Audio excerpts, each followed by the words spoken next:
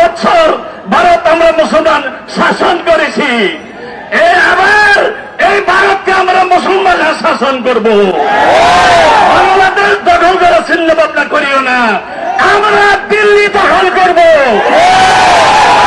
দিল্লি শাসন করব।